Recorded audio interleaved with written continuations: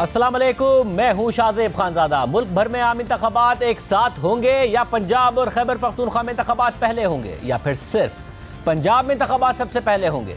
इस हवाले से इबहम दूर होने के बजाय मजीद बढ़ गया है। तहरीक इंसाफ और हुकूमत के दरमियान मुज़ाकरात के बाद और बढ़ गया है। खासतौर पर पंजाब में इंतखाबात की तारीख एक मौमा बनी हुई है। पहले गवर्नर पंजाब ने तारीख देने से इनकार किया, मामला लाहौर हाई कोर्ट में गया, वहाँ से यह मामला इलेक्शन कमीशन को भेजा गया, इलेक्शन कमीशन ने तारीख देने से इनकार कर दिया तो सदर मुमलिकत डॉक्टर आरिफ अलवी ने तारीख दे दी। अभी मामला लाहौर हाई कोर्ट में ही था कि चीफ जस्टिस उमर अता बंदियाल ने जस्टिस एजाजुल अहसन और जस्टिस मज़ाहिर अली नकवी के कहने पर अज खुद नोटिस ले लिया। सुप्रीम कोर्ट में समाअत शुरू हो गई, तनाज़ात और एतराज़ात बढ़ते चले गए। 9 रुकनी बेंच 7 रुकनी हो गया, 7 रुकनी बेंच 5 रुकनी हो गया, 5 रुकनी बेंच 3 रुकनी हो गया और 3 रुकनी बेंच ने एक फैसला दे दिया और बाकी 4 जजेस ने अलग अलग नोट दे दिए। 3 रुकनी बेंच ने इलेक्शन कमीशन को पंजाब में इलेक्शन की तारीख देने का हुक्म दिया। इलेक्शन कमीशन ने सदर मुमलिकत की दी गई तारीख यानी 30 अप्रैल से इत्तफाक कर लिया, मगर उसके बाद से सुप्रीम कोर्ट, हुकूमत और पार्लियामेंट के दरमियान ये मामला अटका हुआ है।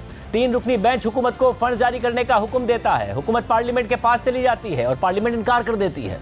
सुप्रीम कोर्ट ने आज खुद ही तारीख 30 अप्रैल से बढ़ाकर 14 मई कर दी, मगर फंड्स जारी फिर भी नहीं हुए, जिस पर अदालत ने हुकूमत और तहरीक इंसाफ को मुज़ाकरात का मौका दिया। मुज़ाकरात के 3 अदवार हुए और आज ये पोजीशन है कि मामला सुलझने के बजाय मजीद उलझ गया है।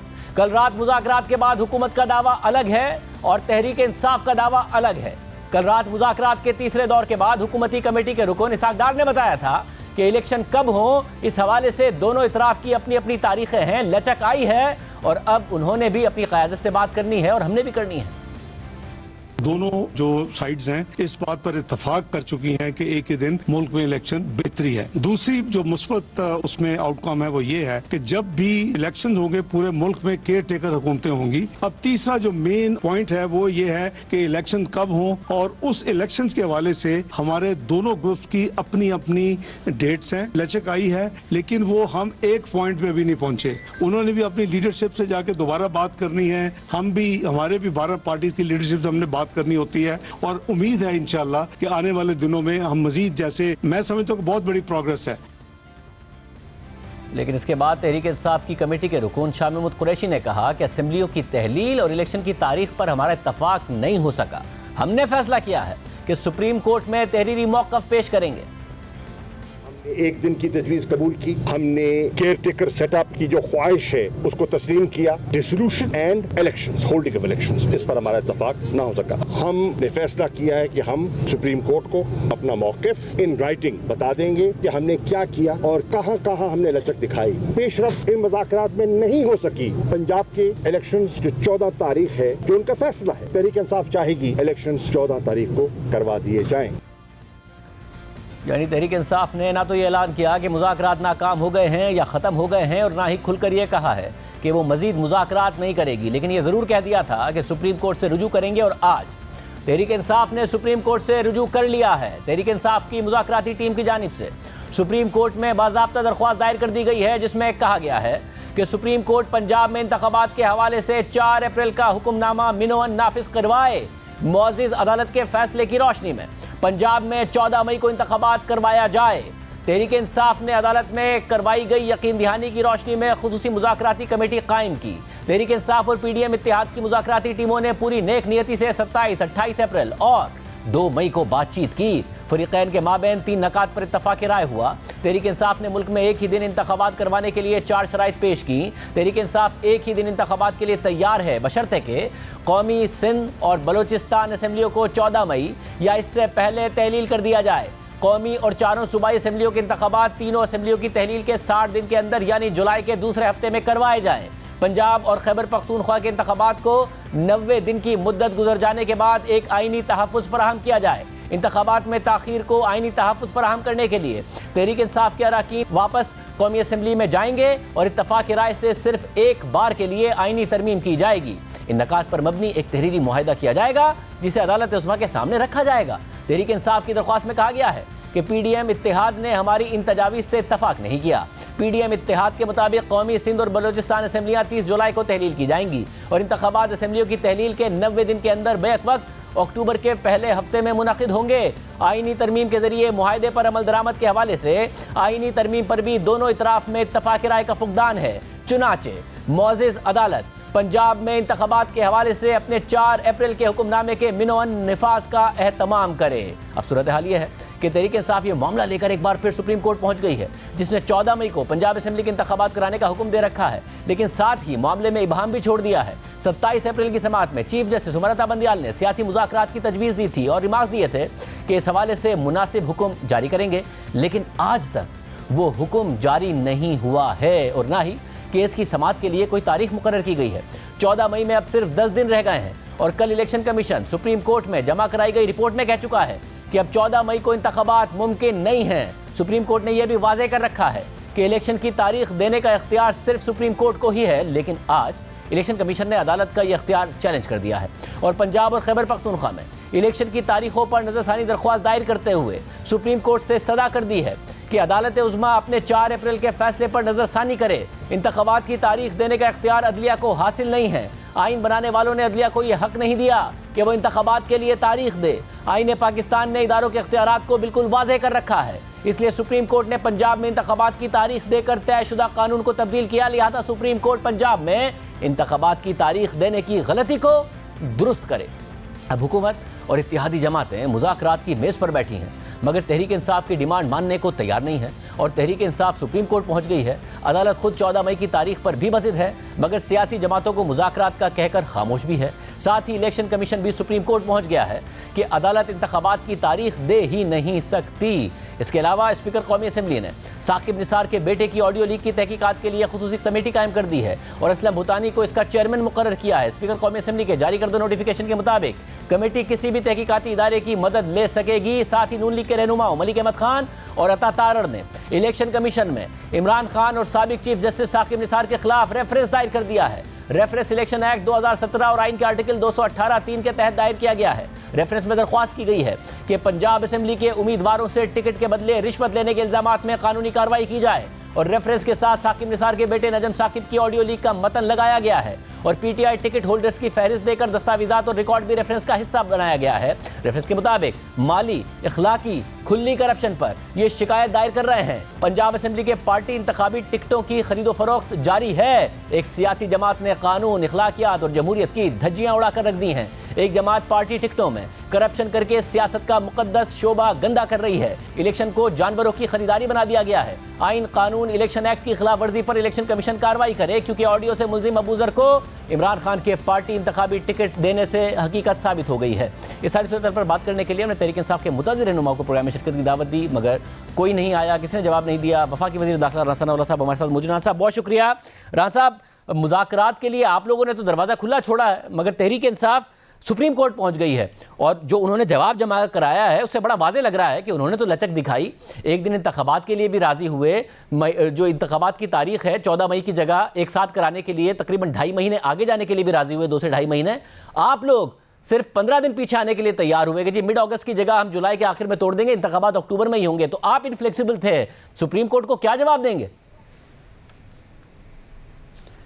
देखें, वो इस बात पे तो एग्री हुए और उन्होंने इस बात की अहमियत को और इस आइनी पोजीशन को तस्लीम किया कि मुल्क में जनरल इलेक्शन जो है वो एक ही दिन होने चाहिए और इस तरह से स्प्लिट इलेक्शन जो है वो असम्बलियों के वो ना तो उनके फेयर होने का चांस है और ना ही जो है वो मुल्क के लिए बेहतर है।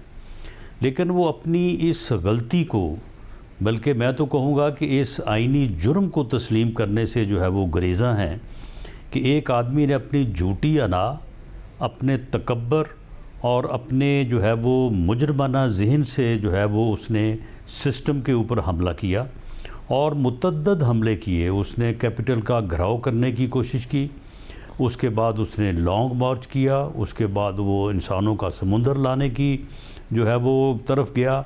लेकिन हर मरतबा जो है अवाम ने उसके इन साजिशी हथकंडों को जो है वो नाकाम किया, उसके ऊपर कान नहीं धरा, तो फिर आके उसने असम्बलियाँ तोड़ दी। उन्हें इसके ऊपर कौम से माफ़ी मांगनी चाहिए। और मामला ये है कि अब इनकी इस यानी साजिश के नाकाम होने पर किस बुनियाद के ऊपर जी हम बाकी असम्बलियाँ जो है वो वक्त से पहले तोड़ दें।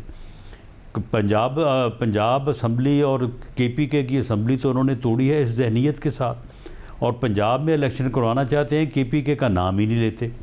बलूचिस्तान असम्बली, सिंध असम्बली और कौमी असम्बली जो है वो इनकी इस साजिश में नाकामी के ऊपर इनको इनाम दिया जाए कि जी हम ये असम्बलियाँ 3 जो हैं वो हम आपके लिए तोड़ देते हैं। ये जो 15 दिन की गुंजाइश दी है, ये भी मैं समझता हूँ कि कोई इतनी मुनासिब बात नहीं है। लेकिन चलें, अगर नेगोशिएशन टीम ने इनकी दिलजोई के लिए जो है वो 15 दिन का टाइम दे दिया तो उसे ये काफ़ी समझें। सब यानी कि अब इससे ज़्यादा नादम होना चाहिए। इससे ज़्यादा आप लोग किसी गुंजाइश के लिए तैयार नहीं हैं। ये नहीं हो सकता कि आप लोग जून के मिड या जून के आखिर तक कोई 1 आध महीना और पीछे आके अब आप नहीं हैं इस बात के लिए तैयार, जो भी था कल हतमी हो गया।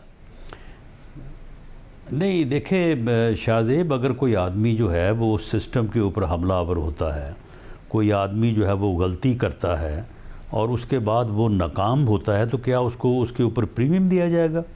बल्कि उसको तो सज़ा दी जानी चाहिए। इन्होंने सिस्टम के ऊपर हमला किया और कोशिश की कि सिस्टम जो है वो टूट जाए और सिस्टम जो है वो गिर जाए। लेकिन सिस्टम में इतनी जान थी कि वो कायम रहा। तो अब इसके ऊपर इनको इनाम दिया जाए कि जी 2 आपने तोड़ दिए हैं तो 3 आपकी खातिर तोड़ देते हैं। ये असम्बलियों को खिलौना है। फिर इसाक डार साहब क्यों कह रहे थे कि मुज़ाकरात जारी हैं? वो असम्बलियाँ नहीं तोड़ी जानी मगर चाहिए। इसाक डार के मुताबिक तो आप लोग अभी भी मुज़ाकरात की टेबल पर बैठे हैं। तहरीक इंसाफ चली गई है सुप्रीम कोर्ट, तो फिर इसाक डार साहब क्यों मुज़ाकरात की टेबल पर बैठे हैं और कह रहे हैं कि जी अभी भी क़यादत से बात करेंगे? आप तो वाज़े नज़र आ रहा है कि आप कह रहे हैं 15 दिन भी बहुत दे दिए, ये भी ना देते हैं तो इससे कम के लिए आप लोग बिल्कुल भी तैयार नहीं है। यानी मुज़ाकरात अब ख़त्म है ना, डेड हो चुके हैं। नहीं देखें, किसी वक्त भी इंसान को अपनी हमाकत का जो है वो एहसास हो सकता है। इनको अपनी गलती का वैसे अंदर से तो एहसास हुआ है। ये ख़ुद समझते हैं कि हमने कौमी असम्बली का बाइकाट करके और इस्तीफे दे के गलती की। अब वापस आने के लिए जो है वो हाथ पांव मार रहे हैं। ये ख़ुद अपनी महफ़िलों में जो है ये ख़ुद कहते हैं कि हमने अपनी असम्बलियाँ तोड़ के और हुकूमतें ख़त्म करके जो है वो बहुत बड़ी गलती की, और अपने लीडर को भी जो है वो बड़ा कोसते हैं कि इस पागल ने मरवा दिया हमें। लेकिन उसके सामने बात कोई नहीं करता। तो हो सकता है कि इनको इस गलती का एहसास हो और ये वापस आएँ और कहें कि जी हमें इस कोताही के ऊपर जो है वो माफ़ करें और 1 दिन इलेक्शन की बात हम मान गए हैं, तो अब अक्टूबर की को जो डेट बनती है उसके ऊपर इत्तफाक कर लें। और उसके बाद इलेक्शन कमीशन जो है वो वैसे उसने 8 अक्टूबर डेट दी हुई है, तो मेरा नहीं ख्याल कि 8 अक्टूबर को डेट जो है वो मेरा तो ख्याल है कि बड़ी मुनासिब है और इन्हें तैयारी करनी चाहिए। और इस वक्त तो वो वक्त है कि आप इलेक्शन को फ्री और फेयर इंश्योर करने के लिए कोई लेजिस्लेशन करें, कोई जो है वो रूल्स को अमेंड करें ताकि ये इलेक्शन जो है ये फ्री भी हो, फेयर भी हो और ऐसे तरीके से हो कि सबको इसके रिजल्ट के ऊपर यकीन हो। अच्छा, लेजिस्लेशन करने के लिए उनका जो रास्ता है पार्लियामेंट में वापसी का, आपको खोलना पड़ेगा। आपने कहा कि वापस आना चाहते हैं, वो तो लिख ही रहे हैं। अपना जो अदालत को जवाब है उसमें वो लिख रहे हैं कि इंतखाबात में ताख़ीर को आइनी तहफ़्फ़ुज़ फराहम करने के लिए तहरीक इंसाफ के अरकान कौमी असम्बली वापस जाएंगे और इत्तफ़ाक़ राय से सिर्फ 1 बार के लिए आइनी तरमीम की जाएगी। आप लोग इस बात के लिए भी राज़ी नहीं है कि वो पार्लियामेंट में वापस आएँ और आप उनके साथ मिलकर केयरटेकर सेटअप बनाएं? आप लोग इस बात के लिए भी राज़ी नहीं है, ये वाज़े नज़र आ रहा है। नहीं तो केयर टेकर सेटअप ये भागे क्यों थे? किसने कहा था इनको कि आप ये हरकत करें? अगर गलती की है तो उस गलती की सज़ा ये भुगतें। यानी हर वक्त जो है वो इनकी मर्ज़ी का यू टर्न तो नहीं इनको दिया जाएगा। तो मामला ये है कि ये इस चीज़ को तस्लीम करें कि हमने ये गलती की, हमने असम्बली के ऊपर ख़ुद कुछ हमला भी किया, लेकिन हमारा ये सारा जो है वो बात जो है वो सिस्टम को जो है वो गिरा नहीं सका और अब हम खुद गिरे पड़े हैं। सब ये जो है ये राज साहब कुछ अरसा पहले तक आप लोग बैकफुट पर थे, तो नहीं हो सकती। कुछ अरसा पहले तक आप लोग बैकफुट पर थे जब सुप्रीम कोर्ट तारीख दे रही थी। अब जबकि पार्लियामेंट साथ खड़ी हो गई है, सुप्रीम कोर्ट का हुक्मनामा तक नहीं आ रहा है, उन्होंने अगली तारीख भी नहीं लगाई है, तो ऐसा तो नहीं आप लोग ओवर कॉन्फिडेंट हो रहे हैं? बजाय इसके कि डेड एंड से निकालें आप मामले को, आप तो ये कह रहे हैं कि नाक रगड़े पाकिस्तान तहरीक इंसाफ, आके कहे कि हमसे गलती हुई है, माफ़ी मांगे, फिर इजाज़त देंगे। फिर मुज़ाकरात तो नहीं हो रहे ना, फिर तो ये आप बाकायदा तौर पर कह रहे हैं कि जी अब आप अपनी नाक रगड़ें, तो फिर मुज़ाकरात के जरिए तो इस तरह हल नहीं निकलेगा।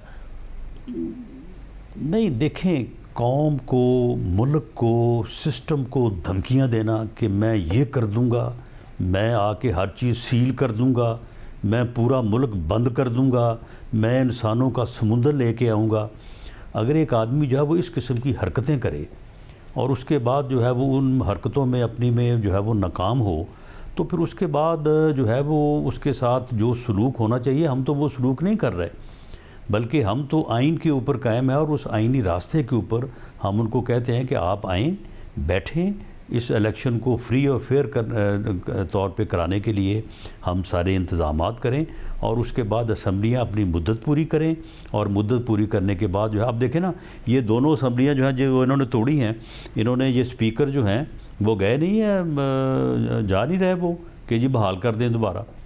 तो कभी ये बहाल करवाने पे और कभी तोड़ने पे जो है वो कभी इधर भागते हैं कभी उधर भागते हैं।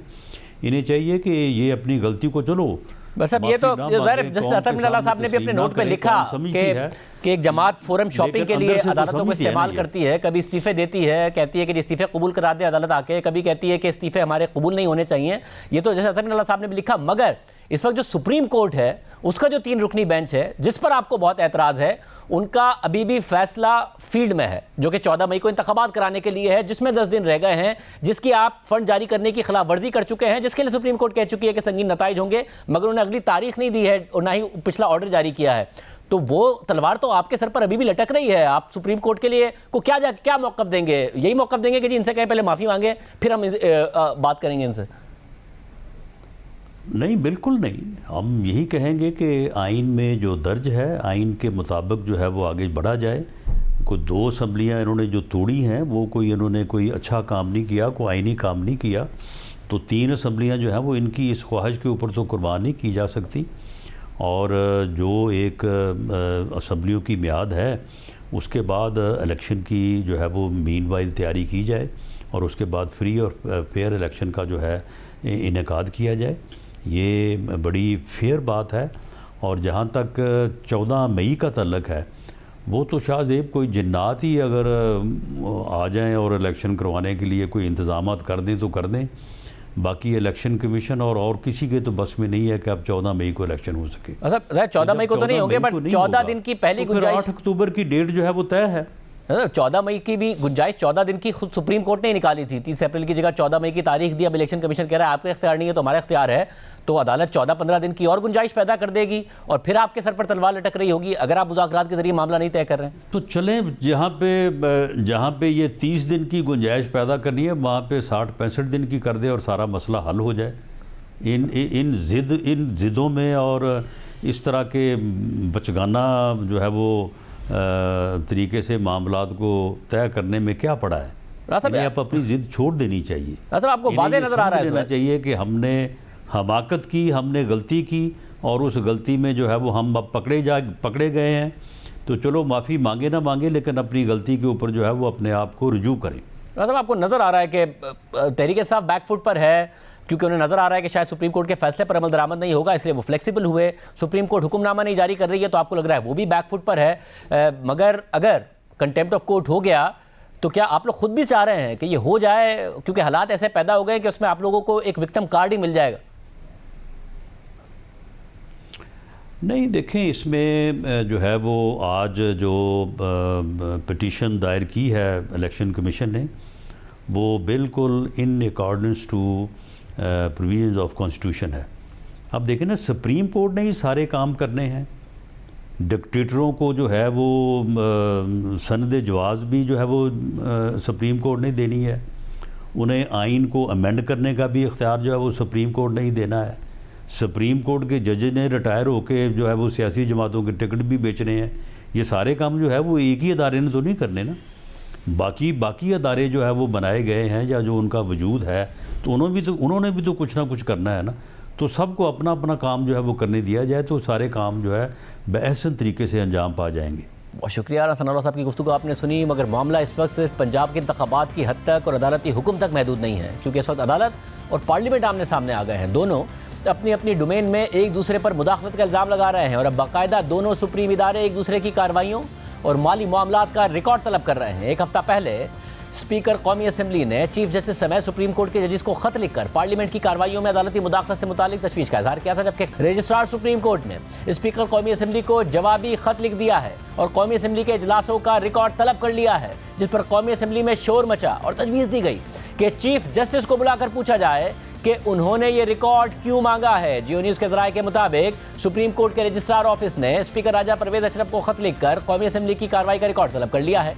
रजिस्ट्रार ऑफिस ने कौमी असेंबली के 5 इजलासों की कार्रवाई का तहरीरी रिकॉर्ड मांगा है। साथ ही स्पीकर ऑफिस से कायमा कमेटी फाइनेंस के इजलास का रिकॉर्ड भी मांगा गया है। ज़राए के मुताबिक रजिस्ट्रार ऑफिस ने 6, 10, 17, 26 और 27 अप्रैल के इजलासों का रिकॉर्ड मांगा है। ज़राए के मुताबिक स्पीकर कौमी असेंबली ने खत में सुप्रीम कोर्ट की पार्लियामेंट में मुदाखलत का जिक्र किया था, जिसके बाद रजिस्ट्रार ने अदालती मुदाखलत से मुताल्लिक स्पीकर से रिकॉर्ड तलब किया। मगर पार्लियामेंट इस पूरे मामले को तशवीश से देख रही है और आज बाकायदा इस पर कौमी असेंबली में बहस हुई है। नून लीग के रहनुमा और साबिक वज़ीर आज़म शाहिद खान अब्बासी ने कौमी असेंबली से खिताब करते हुए कहा कि स्पीकर अराकीन असेंबली से पूछे बगैर रिकॉर्ड नहीं दे सकता। इस हवाले से हाउस पर मबनी तमाम अराकीन की कमेटी बनाई जाए और चीफ जस्टिस को बुलाकर पूछा जाए कि उन्होंने रिकॉर्ड क्यों मांगा है। सुप्रीम कोर्ट ने हाउस का रिकॉर्ड मांगा है। हाउस का रिकॉर्ड इस हाउस की प्रॉपर्टी होता है और स्पीकर साहब हमसे पूछे बगैर ये रिकॉर्ड नहीं दे सकते। अगर आपसे मांगा गया है, आप हाउस से पूछें कि मुझे इजाजत है रिकॉर्ड देने की या नहीं है। अगर रिकॉर्ड मांगा गया, ये बहुत सीरियस मसला है। ये बात आप हाउस के सामने रखें, फिर हम आपको जवाब देंगे कि रिकॉर्ड देना है या नहीं देना। और मेरी गुजारिश ये होगी कि आप एक कमेटी ऑफ द हाउस बनाएं जो इस मामले को डिबेट करे और यहाँ पर चीफ जस्टिस साहब को बुलाया जाए और वो ये बताएं कि क्यों उन्होंने ये रिकॉर्ड मांगा है, किस मकसद के लिए मांगा है। ये कोई छोटा मोटा मामला नहीं है, ये इस हाउस की सुप्रीमेसी, इस हाउस की सॉवरेनिटी का मसला है। कल हमने एक कमेटी तश्कील दी थी, एक से हाउस से मोशन आया था उस पे। मैं समझता हूँ कि अगर हाउस इजाजत देता है तो मैं उसी कमेटी को ये काम भी तफवीज कर देता हूँ। जबकि ख्वाजा आसिफ ने कौमी असेंबली में खिताब करते हुए कहा कि इस वक्त पार्लियामेंट और सुप्रीम कोर्ट आमने सामने हैं। करारदाद के जरिए हाउस की एक कमेटी बनाई जाए जो जस्टिस मुनीर से लेकर आज तक होने वाली आईनी खिलाफ वर्जियों की तहकीकात करे।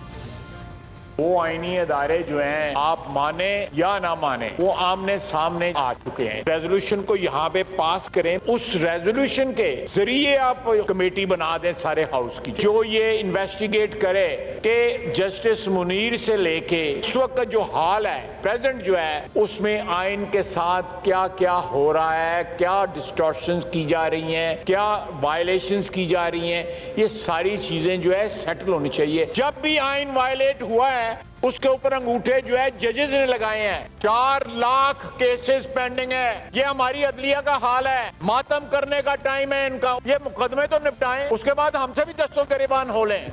सिर्फ यही नहीं, इससे पहले पब्लिक अकाउंट्स कमेटी ने एक दफा फिर सुप्रीम कोर्ट के 10 साल के ऑडिट से मुतालिक नोटिस जारी किया और 16 मई को सुप्रीम कोर्ट के प्रिंसिपल अकाउंटिंग अफसर को तफसीलात के साथ तलब कर लिया है, जिससे मुतालिक आज बाकायदा पब्लिक अकाउंट्स कमेटी के चेयरमैन नूर आलम खान ने कौमी असेंबली को इस हवाले से आगाह किया।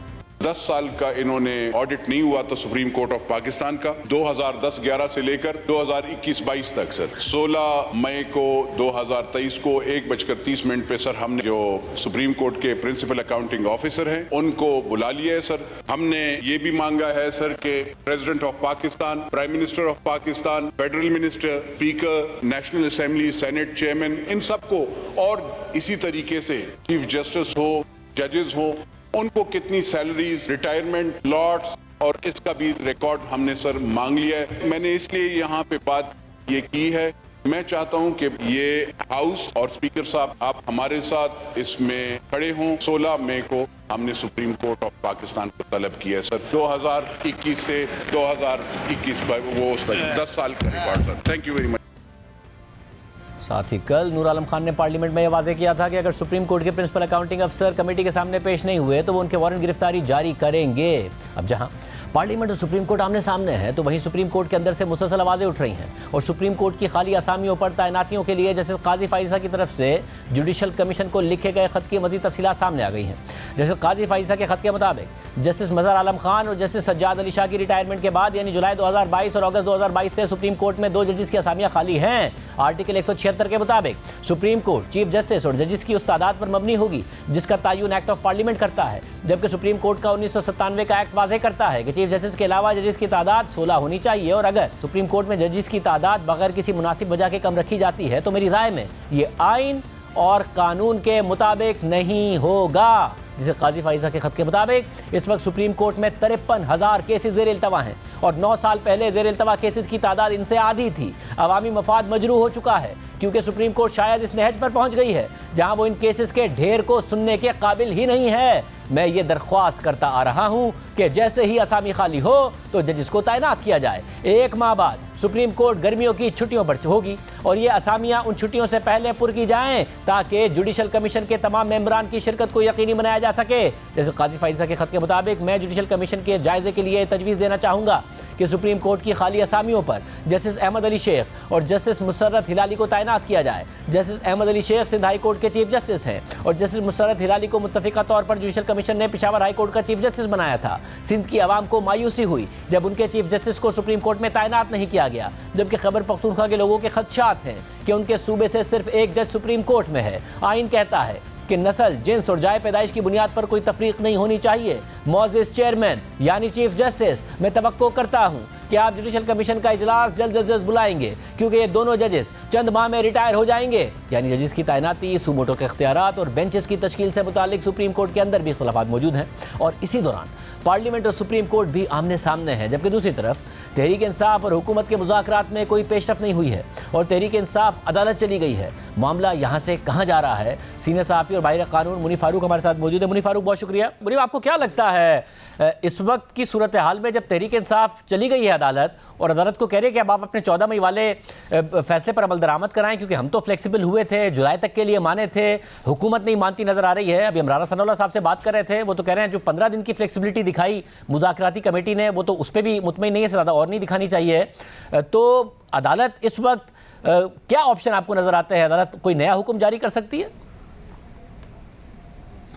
बहुत शुक्रिया शाहजेब साहब। देखिए, अदालत ने ख़ुद को एक सियासी थिकेट के अंदर इन्वॉल्व किया है। इलेक्शन बहरहाल सियासी मामला होते हैं। अब अदालत ने क्योंकि बड़ी जल्दी ही अपने पैदर पे ऑर्डर्स जारी किए, लिहाजा बहुत सारा टाइम जो कि अब कंज्यूम किया जा सकता था, लेवरेज दी जा सकती थी या लेवरेज ली जा सकती थी, अदालत ने उसे पहले ही एग्जॉस्ट कर लिया है और जज साहिबान के पास जो ऑप्शंस हैं वो बड़ी महदूद रह गई हैं। अब 2 ही ऑप्शंस हैं बादियों नज़र में। एक ऑप्शन ये है कि अदालत 14 मई का जो हुक्म है उसके हवाले से दोबारा कहे, रिएटरेट करे अपनी पोजीशन। गो के इलेक्शन कमीशन ने यह बता दिया है कि अब बिल्कुल नामुमकिन है 14 मई को पंजाब के अंदर होना इलेक्शन, लेकिन अदालत ये कह सकती है कि हमने बाकायदा तौर पर डायरेक्शन दी थी तमाम इदारों को और हुकूमत को भी कि ये फ़ंड जारी करें। हमने स्टेट बैंक को भी कहा कि फ़ंड जारी किए जाएँ, उन्होंने मुख्तस कर दिए, जारी नहीं किए। तो अदालत जो भी इस रस्ते में हायल हुआ है, पहले वज़ीर आज़म या काबीना, उनको कह सकते हैं कि आप जवाब दीजिए, आपने अदालत के हुक्म के ऊपर क्यों तामील नहीं की। वज़ीर आज़म को तलब भी किया जा सकता है। ये तमाम पॉसिबिलिटीज़ हैं, लेकिन क्योंकि अदालत के पास ऑप्शंस महदूद हैं लिहाजा इनमें से कोई भी ली जा सकती है। दूसरी ऑप्शन ये है कि अदालत, जिसका पहले जिक्र अपने फैसले के अंदर कर चुकी है कि आर्टिकल 189 और आर्टिकल 190 के तहत तमाम मुल्क की एग्जीक्यूटिव अथॉरिटीज़ और जुडिशल अथॉरिटीज़ ताबे हैं सुप्रीम कोर्ट के और हुक्म मानने के लिए पाबंद हैं, तो अदालत कहे कि जो अदालती फैसला है उसके ऊपर अमल दरामद किया जाए। लेकिन अगर सजाद अली शाह साहब के दौर को दोहराया भी जाता है तो यहाँ मामला सिक्योरिटी सुप्रीम कोर्ट को प्रोवाइड करने का नहीं है। यहाँ मामला मुख्तलिफ है कि आप इलेक्शन करवाएं। डिफेंस मिनिस्ट्री अपने हवाले से एक ब्रीफिंग दे चुकी है, डिफेंस पर्सनल आके बता चुके हैं at the very highest level के इस वक्त बड़ी फुली एंट्रेंच्ड है और वो सिक्योरिटी प्रोवाइड नहीं कर सकते। लिहाजा अब अदालत कैसे अमल दरामद करवाएगी अपने इस फैसले के ऊपर? और जो तहरीर कर सकती है। इन तमाम चीज़ों के बाद ये भी हुआ कि अदालत ने खुद ने गुंजाइश निकाली अपने ही हुक्म के ऊपर, और वो ये था कि जी आप मुज़ाकरात करके हल निकालें। अब जबकि तहरीक इंसाफ ये कह रही है कि जी हम तो फ्लेक्सिबल हुए, हुकूमत कह रही है हम 15 दिन से फ्लेक्सिबल हुए, मिड अगस्त की जगह हम जुलाई के आखिर तक माने। तो क्या मुमकिन होगा अदालत के लिए कि ये कहे कि जी आपकी फ्लेक्सिबिलिटी कम थी, इनकी ज़्यादा थी, इसलिए हम ये फैसला दे रहे हैं? ये सियासी तौर पर एक और पेचीदा सूरत हाल नहीं पैदा होगी? यकीनी तौर पर पेचीदा है शाहजेब साहब, इसलिए क्योंकि लफ्ज़ जो पॉलिटिकल थिकेट अदालत की फैसलों के अंदर भी इस्तेमाल हुआ, मैंने भी अर्ज़ किया, वो इसी वजह से कि इलेक्शन और नेगोशिएशंस ये ऐसा मामला है जो कि पार्लियामान के फोरम के ऊपर, पार्लियामेंट्री कमेटीज़ के ऊपर अंदर, पार्लियामान के फ्लोर के ऊपर, सेनेट के अंदर बात हो सकती है, इसके ऊपर लेन देन हो सकता है, नेगोशिएशन हो सकती है। जब अदालत पंचायती स्टाइल ऑफ जस्टिस अपनाएगी और ऐसे डिस्पेंस करेगी जस्टिस के, जाइए आप गुफ्तगू करके आइए फिर हमें बताइए, आपकी अब जो जिस तरह आपने इस्तेमाल की कि आपकी गुंजाइश अच्छी थी, इन्होंने गुंजाइश मुनासिब नहीं रखी, लिहाजा ये वायलेशन में है, तो उसके ऊपर तो कोई आइन और कानून मौजूद नहीं है। ना ही अदालत किसी को मजबूर कर सकती है, और ये अदालत ने कहा भी कि ना ही हम हदायत जारी कर रहे हैं, ना ही हम डायरेक्ट कर रहे हैं कि आप मुज़ाकरात कीजिए, हमने सजेस्ट किया था। ये अदालत की ऑब्जर्वेशंस में बात कही गई है। लिहाजा इन नेगोशिएशंस की आईनी या कानूनी हैसियत तो कोई नहीं है। अदालत ने अपने हुक्म को रोका है, अदालत ने जो अपना मामला चल रहा था उसको रोका और कहा है अच्छा चले बात करके आप देख लें। आप बात करके देख लीजिए। अदालतें ऐसे फंक्शन नहीं करती, और जब सियासी मामलात के अंदर अदालत पड़ेगी तो फिर यही होगा जो आज हो रहा है। अदालत के ऑप्शंस महदूद हैं, या प्राइम मिनिस्टर को बुलाएं या आर्टिकल 190 के तहत वो कहें कि हमारे हुक्म के ऊपर अमल दरामद करवाएं, लेकिन ये अमल दरामद कैसे होगा? क्या फौज को कहा जाएगा कि इलेक्शन कमीशन को कान से पकड़ के कहें कि इलेक्शन करवाएं, या हुकूमत को कहा जाएगा कि आप कान से पकड़ के जाइए और 21 करोड़ रुपया 21 अरब रुपया जारी करिए, या स्टेट बैंक को कहा जाएगा कि नहीं जो मर्जी हो जाए आप ये पैसे रिमिट कीजिए to the account of election commission? ये तमाम बातें larger than life picture portray करती है ना, तो ये मुमकिन नहीं है, मुमकिनात में से नहीं है। अदालत ने अपने हुक्म की इंप्लीमेंटेशन को खुद कॉम्प्लिकेट कर दिया है। लिहाजा मुझे एक बड़ी अनप्लेजेंट सी पिक्चर बनती हुई नजर आ रही है। बहुत शुक्रिया मुनीफ फारूकी, गुफ्तगू आपने सुनी। प्रोग्राम में एक ब्रेक और उसके बाद जिक्र होगा कि तहरीक इंसाफ बदल गई है, तहरीक इंसाफ का बयानिया बदल गया है, या एक अहम मामले में, इंतहाई अहम मामले में जो तहरीक इंसाफ गलत बयानी करती थी वो उससे पीछे हट गई है। एक ब्रेक के बाद तहरीक इंसाफ ने एक दिलचस्प कलाबाजी खाई है। 1 साल से ज़ायद अरसे तक अमेरिका पर अपनी हुकूमत गिराने का इल्ज़ाम लगाने, पाकिस्तानी कौम में अमेरिका से नफरत का बीज बोने, हकीकी आज़ादी का नारा लगाने और मुल्क की मुआशी और खारजा पॉलिसी को नाकाबिल तलाफी नुकसान पहुँचाने के बाद अब तहरीक इंसाफ उसी अमेरिका से बेहतर ताल्लुकात के लिए सरतोड़ कोशिशें कर रही है। अमेरिका को मुआशी मामलात पर खुद जाकर ब्रीफिंग दे रही है और IMF समेत तमाम आलमी मालियाती इदारों से किए गए वादों पर अमल दरामद की यकीन दहानियाँ करा रही है। इसके अलावा अमेरिका से ताल्लुकात की बेहतरी के लिए लॉबिंग और PR फर्म्स की खिदमात हासिल की गई हैं, और तहरीक इंसाफ हज़ारों डॉलर्स खर्च कर रही है और उस अमरीकी सफ़ीर से मुलाकातें हो रही हैं और हुकूमत की शिकायतें लगाई जा रही हैं, जिसे कुछ माह पहले खुद तहरीक इंसाफ ने वॉइसराय करार दिया था। PTI के सीनियर रहनुमा फवाद चौधरी गुज़िश्ता 3 महीनों में 2 दफ़ा अमरीकी सफ़ीर डोनाल्ड ब्लूम से मुलाकात कर चुके हैं। PTI के वाइस चेयरमैन शाह महमूद कुरैशी और जनरल सेक्रेटरी असद उमर रवां साल मार्च में 2 दफ़ा इस्लामाबाद में यूरोपी और गैर मुल्की सफ़ीरों और सिफारतकारों से मुलाकातें कर चुके हैं। खुद इमरान खान भी 1 मार्च को ज़मान पाक में एक अमरीकी वफ़द से मुलाकात कर चुके हैं और वो अब भी मुसलसल अमरीकी कानून साजों से टेलीफोन पर राब्ते कायम कर रहे हैं और उनको ये पैगाम पहुँचा रहे हैं कि PTI अमरीका मुखालिफ नहीं है, और PTI की लॉबिंग के नतीजे में अमरीका में इमरान खान के हक़ में सियासतदान आवाज़ें भी उठा रहे हैं। सिर्फ यही नहीं, अब तो ये मामला इससे भी आगे बढ़ चुका है, क्योंकि हुकूमत से जाते जाते इमरान खान हकीकी आज़ादी और ग़ुलामी से निजात का नारा लगाकर IMF से किया गया अपना ही मुआहदा तोड़ गए थे और पेट्रोल, डीजल और बिजली की कीमतों में इजाफे का IMF से वादा करके उल्टा उनकी कीमतों में कमी कर गए थे और मुल्क की मईशत को तहस नहस कर गए थे।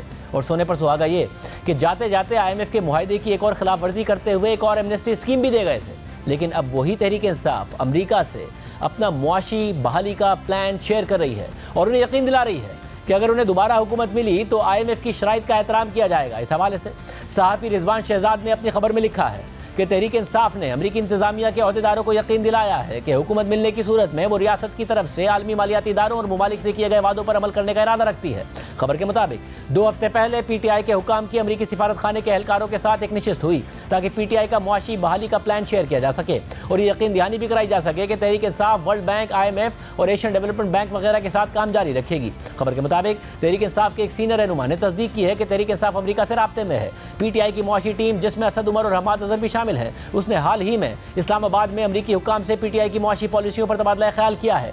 ये मुलाकात उस सिलसिले की अहम कड़ी है जिसके तहत रवां साल फरवरी में पाकिस्तान के दौरे पर आए हुए एक अमरीकी वफ़द ने फवाद चौधरी से मुलाकात की थी। ज़राए के मुताबिक पिछली मुलाकात में अमरीकी हुकाम ने PTI से कहा था कि वो अपना मुआशी बहाली का प्लान शेयर करे और IMF प्लान से मुतालिक भी अपना मौक़िफ़ बयान करे। खबर के मुताबिक ये प्रपोजल उस वक्त निकाला गया था जब तहरीक इंसाफ ने अमरीका से ताल्लुकात बहाल करने की कोशिशें शुरू कर दी थी और ये यकीन दहानी कराई थी कि वो मुस्तकबिल में अपना अमरीका मुखालिफ बयानिया छोड़ देगी। खबर के मुताबिक तहरीक इंसाफ के एक साबिक वफाकी वजीर ने बताया कि PTI ने अमरीका से 3 महीने का, 9 महीने का, 2 साल का और 5 साल का मुआशी प्लान शेयर किया है। PTI के 2 रहनुमाओं ने बताया कि अमरीकी हुकाम और इमरान खान के दरमियान भी एक मुलाकात हो सकती है, लेकिन फिलहाल उसका वक्त तय नहीं हुआ है। अभी दिलचस्प सूरत हाल है जिसमें PTI अमरीका से अपना मुआशी बहाली का प्लान शेयर कर रही है और ये यकीन दहानी करा रही है कि वो ना सिर्फ बेहतरीन मुआशी प्लान बना चुकी है बल्कि IMF और दीगर मालियाती इदारों समेत दोस्त ममालिक के साथ किए गए मुआशी एग्रीमेंट्स पर भी कायम रहेगी। हालांकि हकीकत तो यह है कि पाकिस्तान आज जिस बदतरीन मुआशी बहरान का शिकार है उसका आगाज़ ही PTI ने किया था। PTI ने खुद ही IMF से इंतहाई सख्त शराइत पर मुआहदा किया, पेट्रोलियम और बिजली की कीमतें बढ़ाने की यकीन दहानी कराई। खुद PTI के वज़ीर ख़जाना शौकत तरीन कहते रहे कि IMF से मुआहदे के तहत कीमतें बढ़ानी पड़ेंगी। हमारे प्रोग्राम में भी माना कि पेट्रोलियम मसनूआत की कीमतें बढ़ाना नागुज़ीर है। कई चीज़ें तो मजबूरी में हमें करनी पड़ रही हैं। देखो जी, at the end of the day अगर हम उठा के ये जो लगा रहे हैं ये पेट्रोलियम लेवी, तो ये तो इसलिए लगा रहे हैं कि वो हमें कह रहे हैं। हम लोगों ने पिछले ये मार्च में पैसे ले चुके हैं इनसे, कई चीज़ें कह के कि ये हम करेंगे। हालिया जो इंटरनेशनल मार्केट में तेल की कीमतें बढ़ी तो हुकूमत ने पास ऑन नहीं किया, PDL में भी कमी की, सेल्स टैक्स भी आपने बहुत कम कर दिया है। तो ये ज़ाहिर है पॉलिटिकली तो पॉपुलिस्ट है डिसीजन, मगर क्या इकोनॉमिकली प्रूडेंट भी है? क्योंकि जैसे जैसे आप लोगों के इक़दामात की वजह से इकोनॉमी अगर स्लो डाउन होगी तो हमें नजर आ रहा है कि 7 माह में आपने टैक्स तो अच्छा जमा किया है मगर दिसंबर और जनवरी का टारगेट नहीं पूरा किया है। तो किस तरीके से आने वाले दिनों में आप टारगेट अपना पूरा कर पाएंगे? आपकी बात जो है ना उसमें वजन है कि इस तरीके से हम नहीं कर सकते कि ये पेट्रोलियम प्राइसेस आर्टिफिशियली लो रखें। अगर वो बढ़ रही हैं तो हमें वो पास ऑन करनी पड़ेंगी। इस दफ़ा हम थोड़ा सा हमने पॉपुलिस्ट डिसीजन ज़रूर लिया, लेकिन ये ज़्यादा देर चलेगा नहीं, तो ये हमारे पे प्रेशर आएगा। तो अभी तो हमारे पास गुंजाइश ही नहीं रहेगी ना कि अगर इसको ना करना पास ऑन, तो वो हमें अब करना पड़ेगा। मगर फिर उसके कुछ दिन बाद गुज़िश्ता साल फरवरी में अपनी हुकूमत जाती देखकर इमरान खान ने IMF के मुआहदे की खिलाफ वर्जी कर दी। पेट्रोलियम मसनूआत की कीमतें बढ़ाने के बजाय मजीद कम करके एक ही कीमत पर फ्रीज कर दी, बिजली की कीमत भी कम कर दी और अरबों रुपए की अनफंडेड सब्सिडी का ऐलान कर दिया। हम 70 अरब रुपए की हर महीने सब्सिडी देते हैं, यानी गवर्नमेंट सब्सिडाइज करती है। अगर हम ये ना करें 70 अरब रुपए का, तो आज पाकिस्तान के अंदर पेट्रोल हो 220 रुपए लीटर का। खुशखबरी ये सुनाना चाहता हूँ कि बजाय 10 रुपए बढ़ाने के 10 रुपए पेट्रोल और डीजल को आज हम कम कर रहे हैं। 5 रुपए यूनिट हम बिजली कम कर रहे हैं। 5 रुपए यूनिट बिजली कम करने का मतलब कि 20% से 50% आपके बिजली के बिल कम होंगे।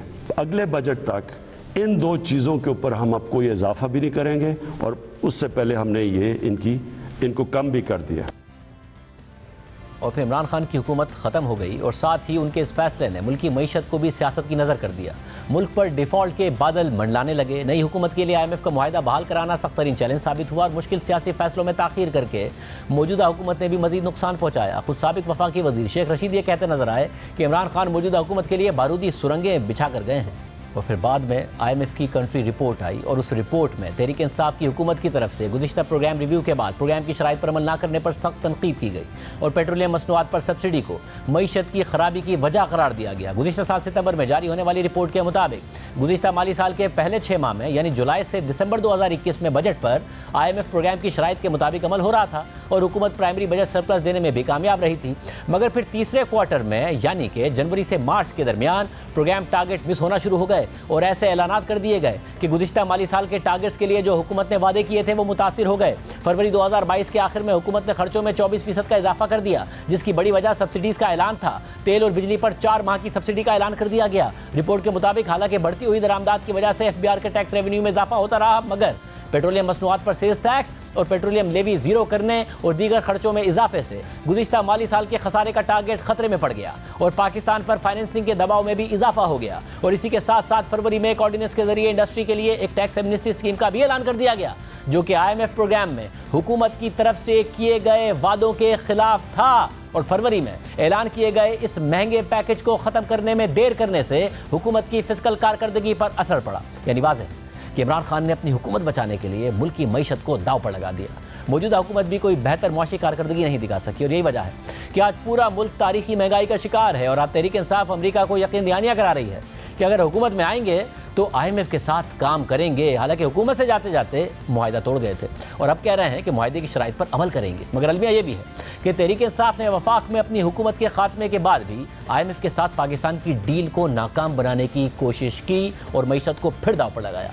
मौजूदा हुकूमत ने प्रोग्राम बहाली के लिए IMF से वादा किया था कि बजट खसारे और प्राइमरी सरप्लस का टारगेट पूरा करेंगे और इसके लिए सूबे बजट सरप्लस देंगे। मगर गुज़िश्ता साल अगस्त में पहले खैबर पख्तूनख्वा के वज़ीर ख़जाना तैमूर सलीम झगड़ा का एक ख़त सामने आया जिसमें उन्होंने वफाकी हुकूमत से कहा था कि सूबाई हुकूमत सैलाब की सूरत हाल के बाइस बजट सरप्लस नहीं दे सकती। फिर कुछ दिन बाद ये शवाहिद सामने आ गए कि बजट सरप्लस ना देने के ऐलान के फैसले की वजह सैलाब की सूरत हाल नहीं बल्कि मौजूदा हुकूमत की IMF से डील नाकाम बनाना थी, क्योंकि उस वक्त PTI के साबिक वजीर ख़जाना शौकत तरीन की पंजाब और खैबर पख्तूनख्वा के वज़राए ख़जाना के साथ ऑडियो लीक सामने आ गई थी। इस ऑडियो में शौकत तरीन पंजाब और खैबर पख्तूनख्वा के वज़राए ख़जाना से कह रहे हैं कि वफाक को ख़त लिख कर IMF मुआहदे पर अमल करने से इनकार किया जाए, ख़त की कॉपी IMF को भी भेजी जाए। फ्लड्स आए हैं, इन्होंने पूरे उसका से बेड़ा गर्क कर दिया है खैबर पख्तूनख्वा का, तो हमें उसको रिहेबिलिटेशन के लिए बहुत पैसे चाहिए। ठीक है ना, मैंने अधिकारी को भी कह दिया, उसने भी यही कहा कि जी बहुत हमें तो पैसे खर्च करने पड़ेंगे। जैसे इट्स ब्लैकमेलिंग टैक्टिक, पैसे तो किसी ने वैसे ही नहीं छोड़ने, मैंने तो नहीं छोड़ने, आई डोंट नो लगारी नहीं छोड़ने तो उससे भी नहीं छुड़वाएंगे ना आज। लेकिन हमने करना यह है ना कि आज ये खत लिख के और वो जो IMF वाली जो एस्टर है उसको कॉपी भेज देंगे ना, ताकि ये है कि पता तो चले हमारे से आर्म ट्विस्टिंग करके जो पैसे रखवा रहे थे वो पैसे। ठीक है, मैं वो बना के, I also know the IMF number 2 जो यहाँ पे है, तो उसको तो मैं वैसे ही हर चीज सारी इंफॉर्मेशन उससे लेता भी रहा हूँ और ऑल्सो तो वो कर देंगे। इसके अलावा लीक होने वाली दूसरी ऑडियो में शौकत तरीन ने पंजाब के वजीर ख़जाना मोहसिन लगारी से कहा कि ये जो IMF को आपने कमिटमेंट दी है, आपने अब ये कह देना है कि अब हम ये कमिटमेंट पूरी नहीं कर पाएंगे। शौकत तरीन से मोहसिन लगारी ने सवाल भी किया कि इससे रियासत को नुकसान तो नहीं होगा, तो इस पर शौकत तरीन ने कहा कि जिस तरह हमारे चेयरमैन और दीगर को ट्रीट कर रहे हैं, हमें मिसट्रीट कर रहे हैं, हम ऐसा सीन करेंगे कि ये ना नजर आए कि हम रियासत को नुकसान पहुंचा रहे हैं। तो जो IMF को ये 750 बिलियन का जो कमिटमेंट दी है, आप सबने साइन करके दिए हैं, तो आपने अभी कह देना है कि जनाब वाला जो हमने कमिटमेंट दी थी वो फ्लड से पहले थी, अब फ्लड पे हमें बहुत पैसे खर्च करना पड़ेंगे, तो इसलिए हम आपको ये बता रहे हैं अभी से कि we will not be able to honour our commitment. बिल्कुल यही लिखना है आपने और कुछ नहीं करना। इससे हमारी स्टेट को तो नुकसान नहीं होगा सर। मैं would Pakistan as a state suffer because of this? Isn't the state suffering because of the way they are treating your chairman and everybody else? देखो ये तो जरूर होगा ना कि IMF कहेगा कि जी अजीब पैसे किधर से पूरे करेंगे। Can't stand on one side, वो हमें मिसट्रीट कर रहे हैं और हम उनको बिल्कुल on the name of वो ब्लैकमेल कर रहे हैं स्टेट, आप हमें हेल्प करें तो हम उनको हेल्प करते जाएं, तो ये तो नहीं हो सकता ना। तो ऐसा चीज करेंगे ना कि जो हम ये ना नजर आए कि हम स्टेट को नुकसान पहुंचा रहे हैं। तहरीक इंसाफ शौकत तरीन की ऑडियो का दिफा करती रही, हालांकि इस ऑडियो से यह साबित हो रहा था कि तहरीक इंसाफ एक सोची समझी हिकमत अमली के तहत आखिरी लम्हात में IMF के साथ मुआहदे को सबूताज करने की कोशिश कर रही थी और अपनी सियासत को मुल्की मईशत पर तरजीह दे रही थी।